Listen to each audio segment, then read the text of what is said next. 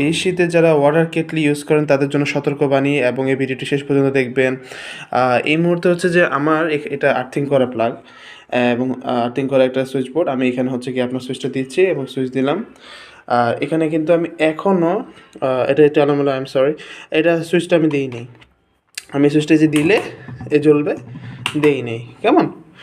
এবার দেখেন এখানে আমি যখনই হচ্ছে কি আমার টেস্টারটা আমি ইউজ করছি, দেখেন আপনারা কি লাইটটা দেখতে পাচ্ছেন?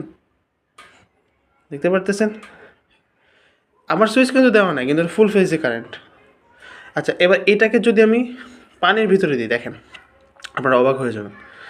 দেখেন, দেখতে পারতেছেন? রাইট, এই দেখেন, এই নাই, এই পানিতে কতটা ডেঞ্জারাস। আবার যদি আমি এখানে সুইচটা দিয়েই দিই,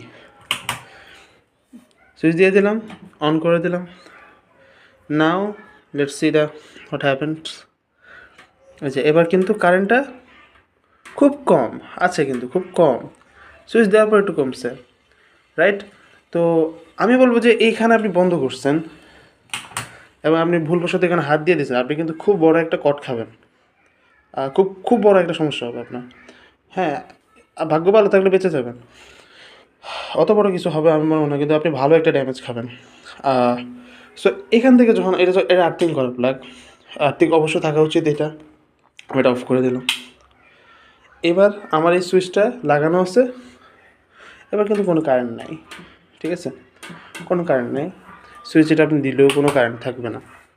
সো আপনার বাসা সব কিছু আর্থিং করা আছে কিনা চেক করবেন, আর এইসব জিনিস ব্যবহারে একটু সতর্ক থাকবেন। Thank you very much. আসসালামু আলাইকুম।